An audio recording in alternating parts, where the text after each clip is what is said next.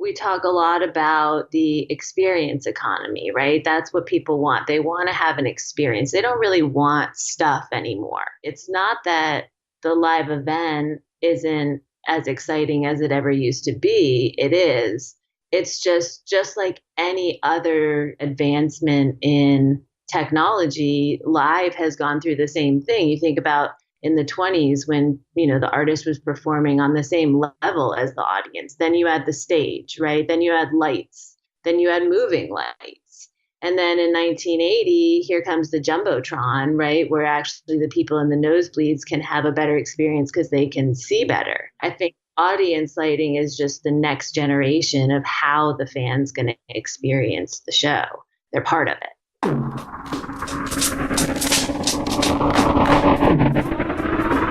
You're listening to Music Growth Talks, the podcast for musicpreneurs, with Andrew Apanov. Hello everyone, Andrew Apanov here, and you're listening to Music Growth Talks. This is episode 120, and I'm trying something slightly different. This episode is a bit shorter than usual, and instead of talking about the guest at the beginning of the conversation, we get straight into the core product, the thing that my guest today is doing, and I'm curious what you think. So I try to make it a bit more actionable. Really curious to hear what you think. Let me know by replying to the email if you learn about this episode via my newsletter, or leave a comment on SoundCloud, Twitter, whatever you prefer. And I'm excited to have Betsy McHugh as a guest on today's show. She's the founder and CEO of Hurdl. The company created a technology to improve a fan experience at a live event. And the idea, roughly speaking, is that every attendee of a live event powered by Hurdl gets a special LED wearable, a wristband.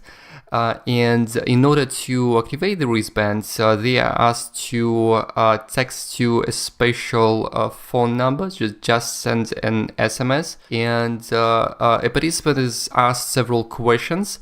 So it takes a minute to answer the questions and get the wristband activated, and then during the show, that wearable becomes a part of the live experience. The lights on the wristband can be controlled by the people running the show, and I won't reveal much more here because you will get very specific examples of how it's been implemented from Betsy. And to be clear, I really think that this is a brilliant product.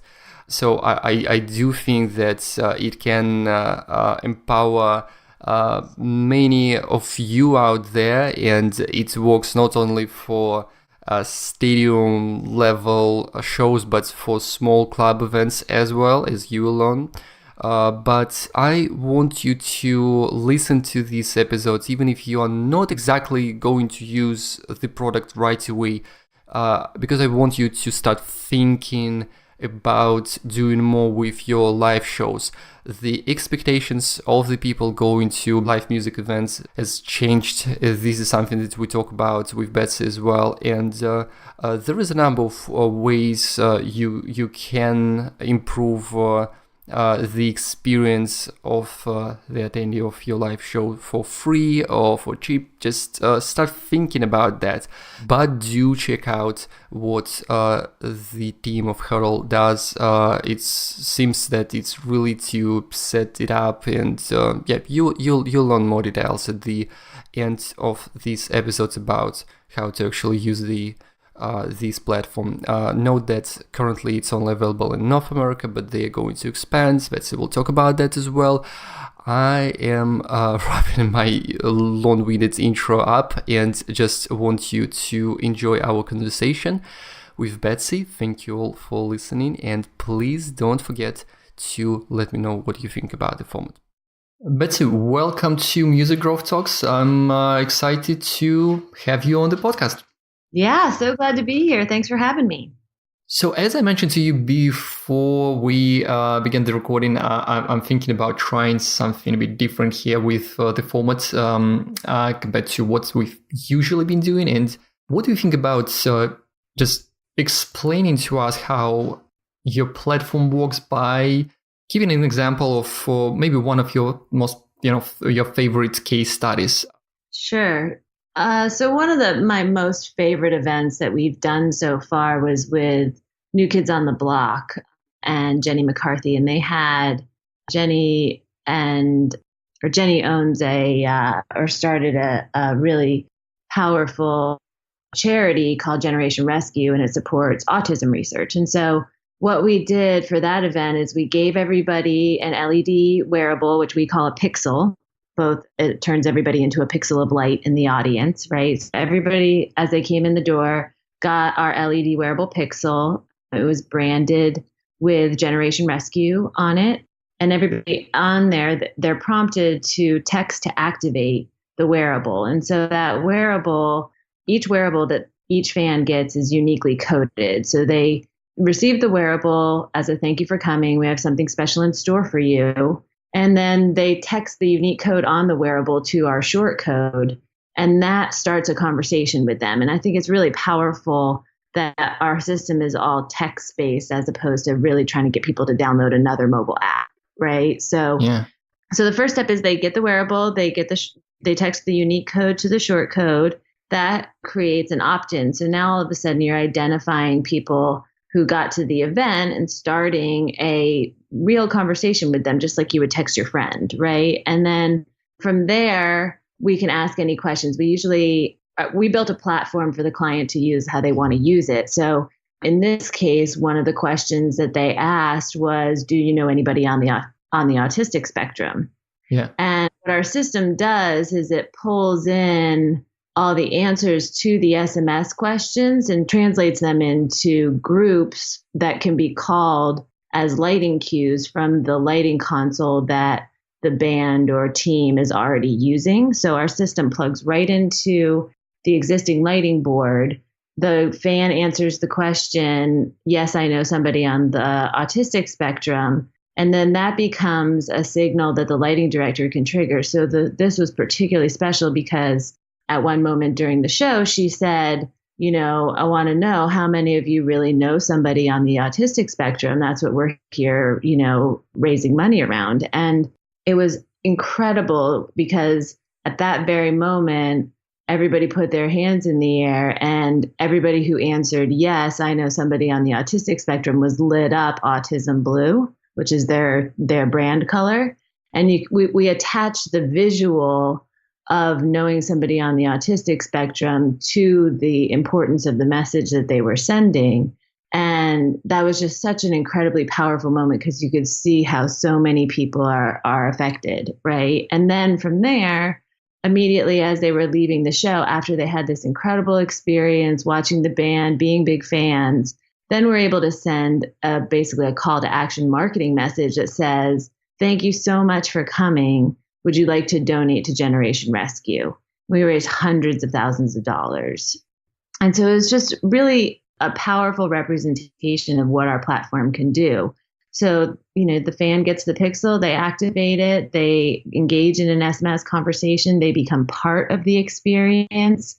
It's all attached to incredible moments and memories. And then from there, in this case, the charity and the band and the celebrity were able to continue the conversation with them, and they used it to encourage additional donations to the charity that was so important to them. Powerful indeed, and I'm sure it was beautiful when experienced live. I like it because there is lots of talk about VR, AR in the context of live music, for example, live performances and shows. In a way, it feels like it's about disconnecting a person from the actual life experience because it makes you immerse in a device of some sort, and what you're doing here is like enhancing the actual life experience because it's a wearable, and of course there is a marketing component which is very important to all us marketers. But from what I've read, they have also been just some deadmau5 as just the EDM concept, so no social aspect to it probably. I really like the use case which you just mentioned, but it just allowed to create a better visual experience because the wearable was also kind of functioning, in sync with the music and with the light effects and so on, right?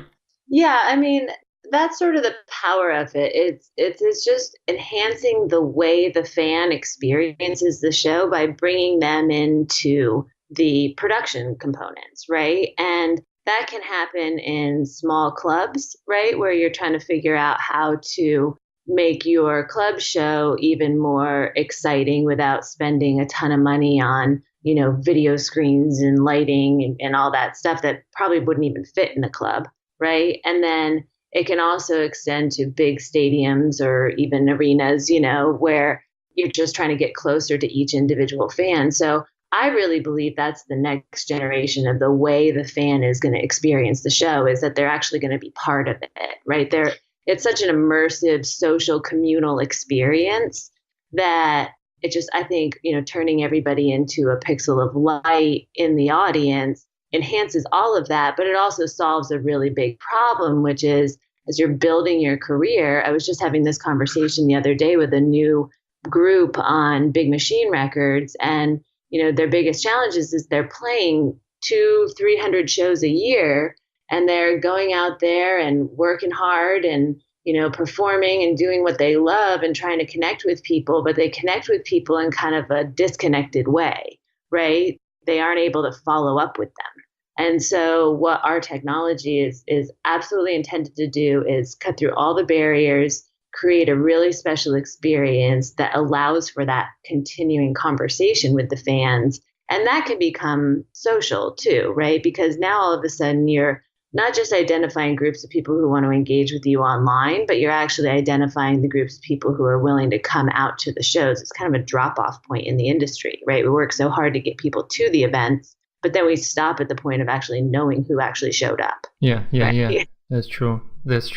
And you mentioned maybe not on this very conversation yet, but I've read that the conversion rate has been quite high. So a lot of people who are giving the wearable, they are activating it, and it's not mandatory, right? So it's not like an attendee, a person who came to a show, they don't feel like they're forced to activate it, right?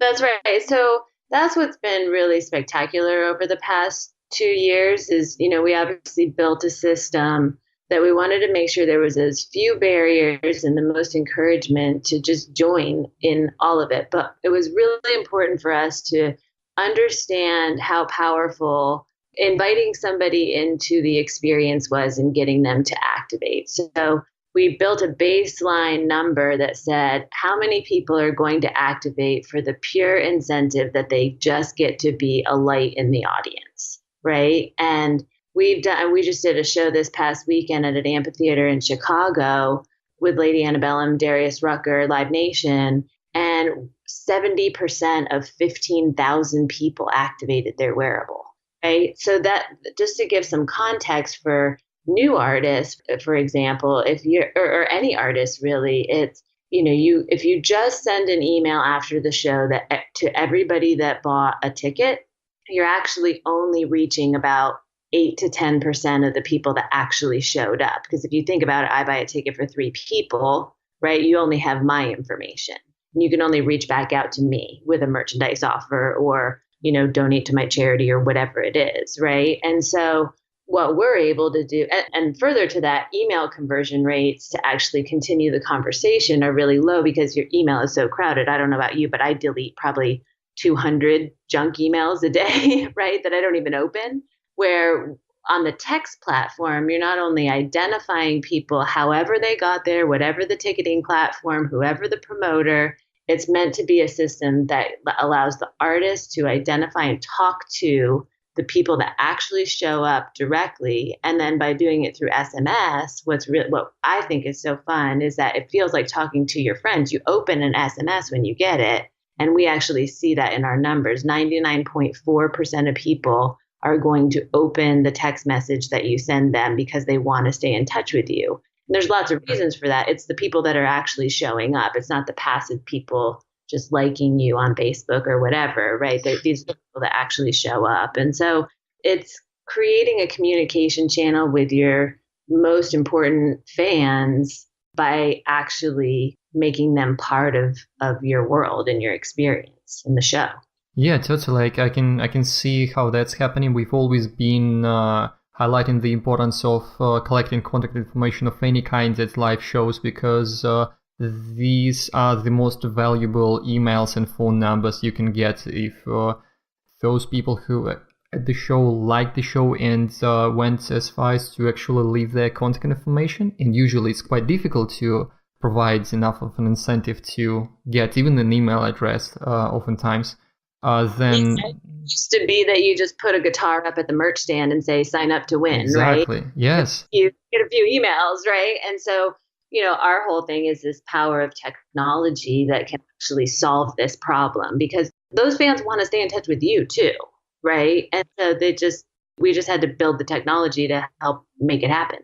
Actually, I'm also thinking maybe there is another shift in this whole thing. It's not just that it's a very effective marketing channel, but for the fans, don't you think that they may even be expecting to have a more interactive experience than going on a live show 10 years ago?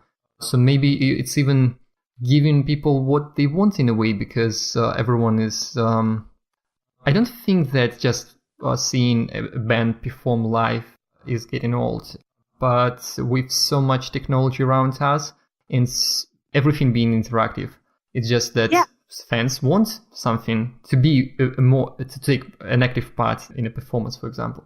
Yeah, exactly right. I mean, we talk a lot about the experience economy, right? That's what people want. They want to have an experience. They don't really want stuff anymore, right? They want to have an experience that they can remember. And what I think you're absolutely right. It's not that the live event isn't as exciting as it ever used to be. It is.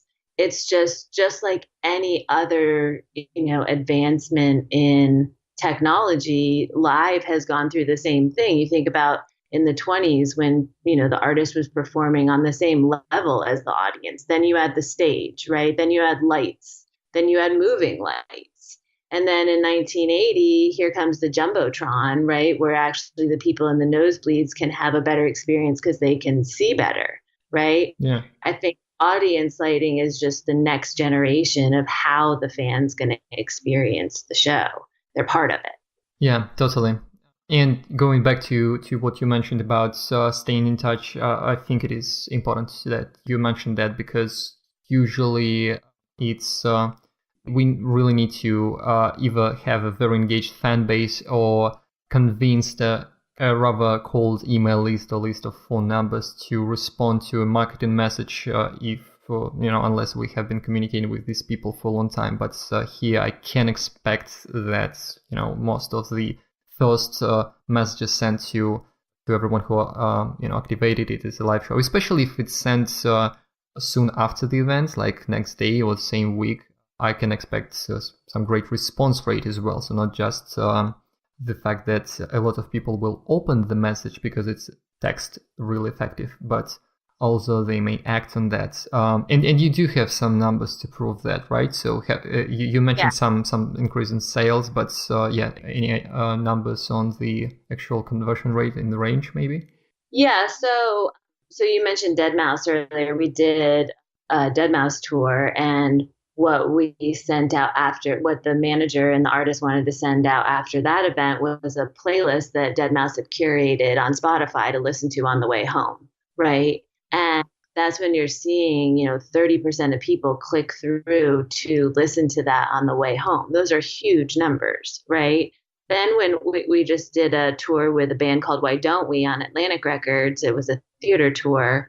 And what was really exciting about this particular marketing component was 3 months after the tour was over, we sent a merch offer and invited everybody who actually came to the tour to have first dibs on the new merchandise that they were rolling out. And That's, again, same numbers. We did 99.4% click through, and 30% of those people are converting into an actual purchase. And so they increase their per head by $1.20 a person just with the one text message. Yeah, that really is powerful and seems to be working well. Yeah, so that's thanks for sharing that.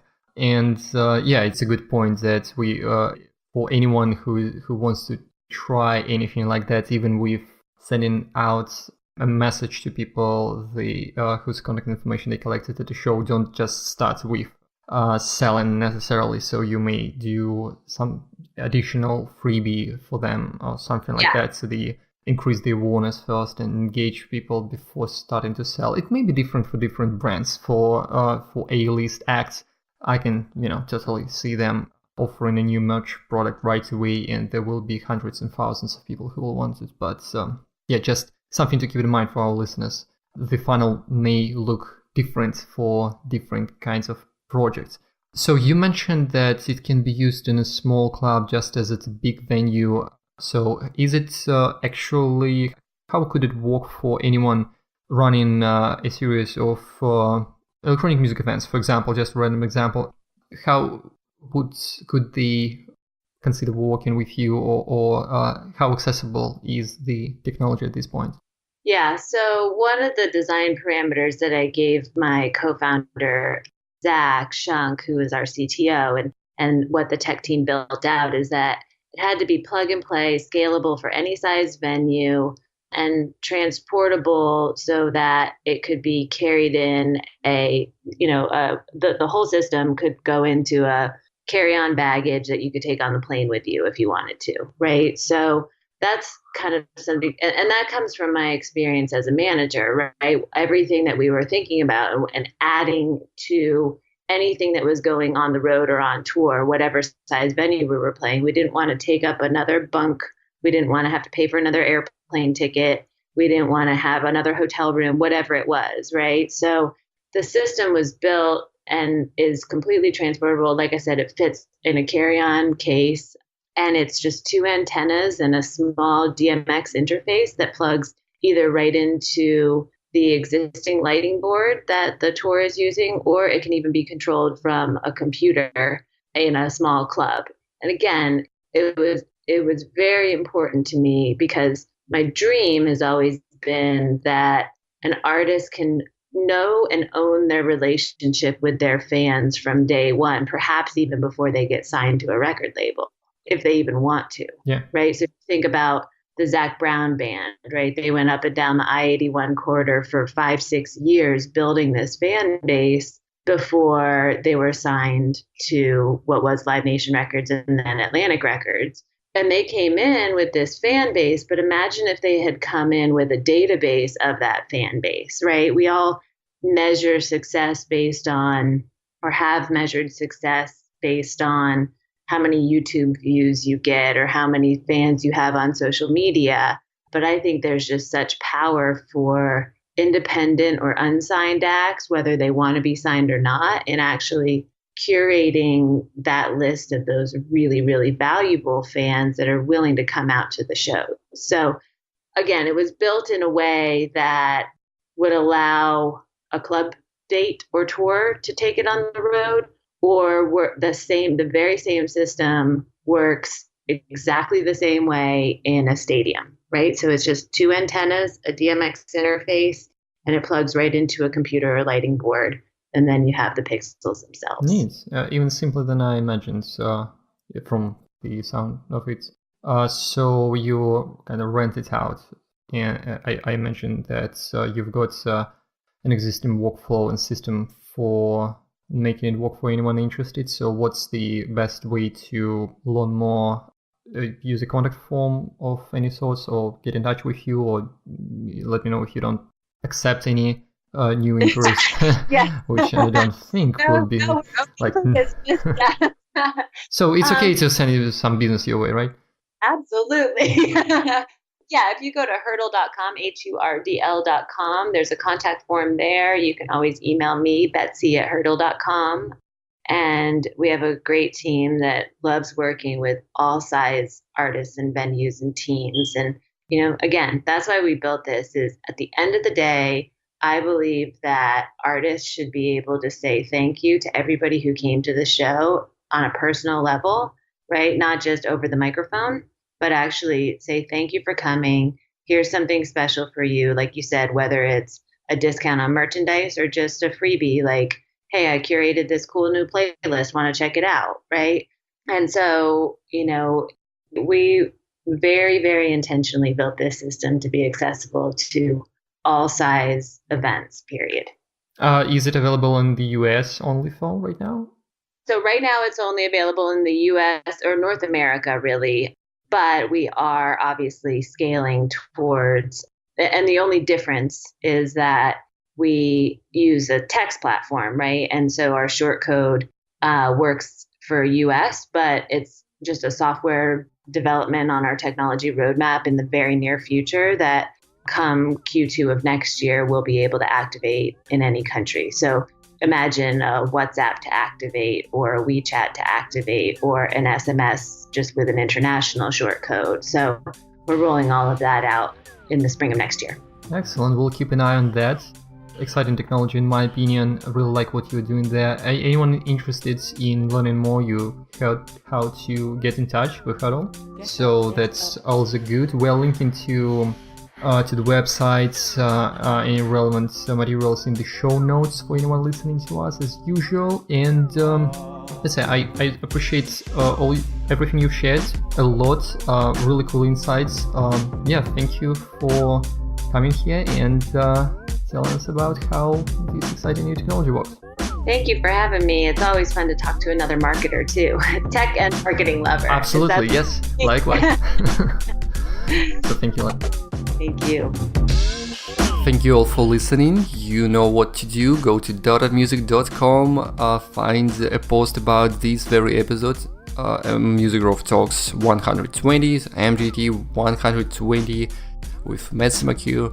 Check out the links to the Hurdl website, and so just feel free to contact them if you are interested in using this technology. And if you get a minute, let me know what you think about a slightly changed format of this episode, where I essentially skipped the guest introduction part at the actual conversation and just kept it shorter overall. I'm still trying to figure out if you prefer longer or shorter episodes. I've been sticking to like half an hour conversations since I've seen that it's performing better. I can see that some listeners of ours like longer conversations, so I can still be mixing it up.